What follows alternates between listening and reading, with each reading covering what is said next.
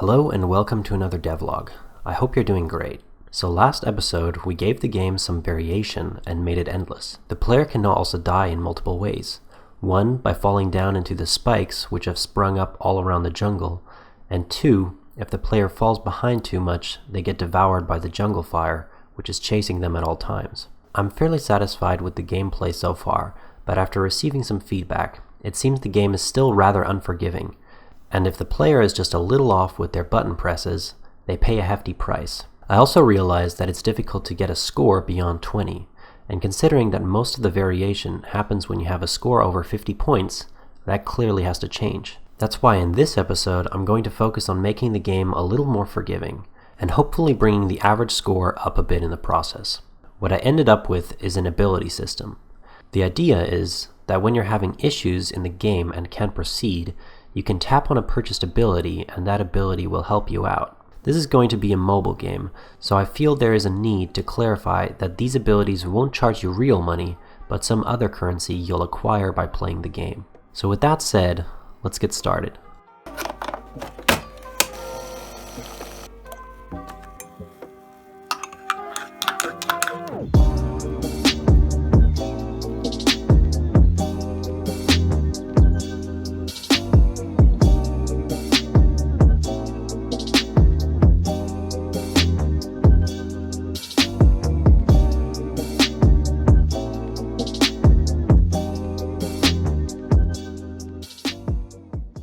And we're back. So I was able to take some time to conceptualize what I think are some pretty good abilities, and I ended up with three major ideas. The first is a trampoline-like bounce pad that boosts you back up when you fall. Then I thought of a magical ability that makes the procedural generation turn to your favor by making the canopy slope downhill for a few segments. And the final ability is a jetpack that gives you a big boost every time you jump. So let's get started on the first ability. The bounce pad.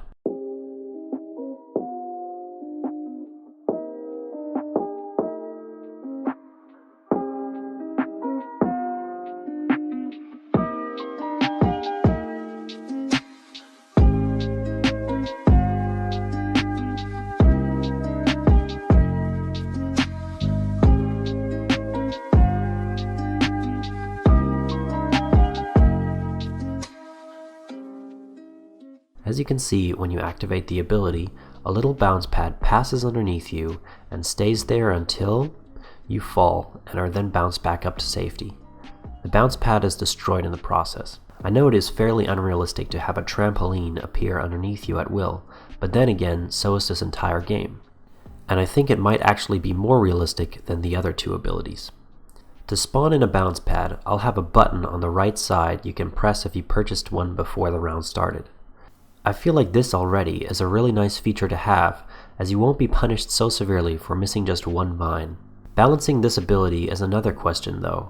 I'll add a currency system later on, but I do want this to be one of the most accessible abilities in the game, since I feel mostly new players will benefit from it. I'll have to see once I get to that point, but for now, you get one bounce pad per game, and once you used it up, you have to fend for yourself again.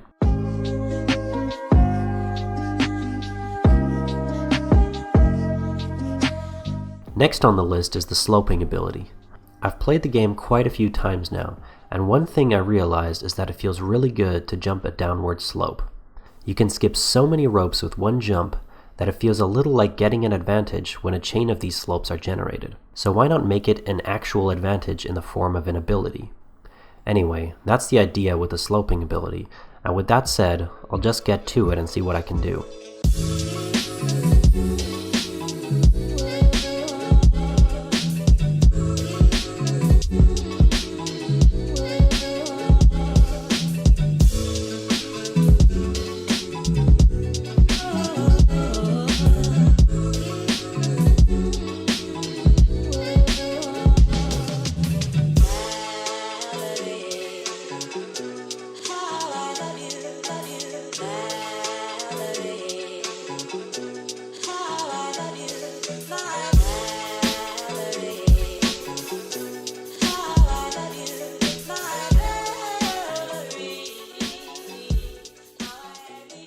The sloping ability is now implemented, and it was actually a lot harder to implement than I first imagined.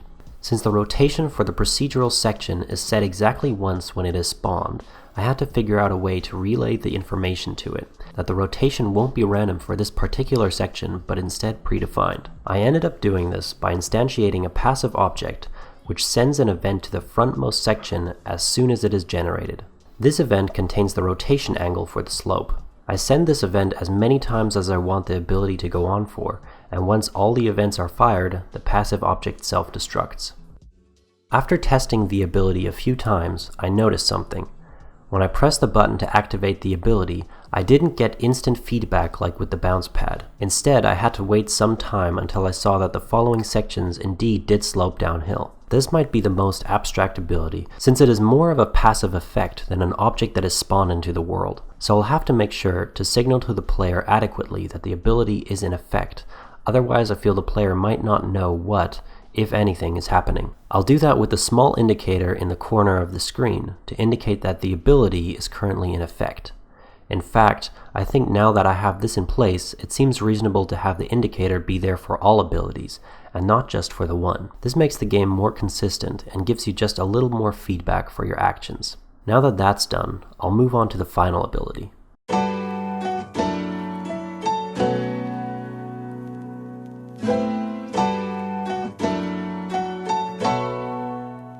For the final ability, I wanted to make something special, something that gives you a clear advantage, but not for too long. So I came up with the Jetpack. The Jetpack is going to give you a large boost every time you jump off a rope, allowing you to soar effortlessly through the game. I'll have to decide if it will be a time-limited ability or if it should be limited by uses. So you'll be able to use it roughly 5 times maybe before it runs out of fuel or something. Anyway, there's a lot to do, so let's get to work.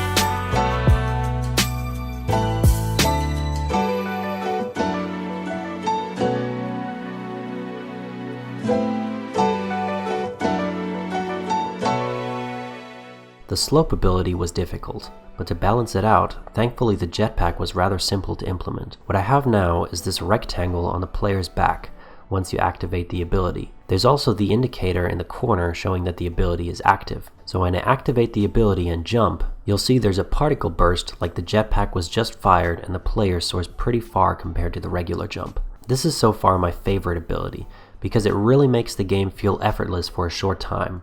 All it takes is a little swing and you're flying past the ropes. A cool side effect of having 3 abilities is that you can activate them simultaneously for some interesting combinations. Like here I have the slope and jetpack ability activated at the same time, and now I can basically clear a whole section with one jump. I think that's a really satisfying feature.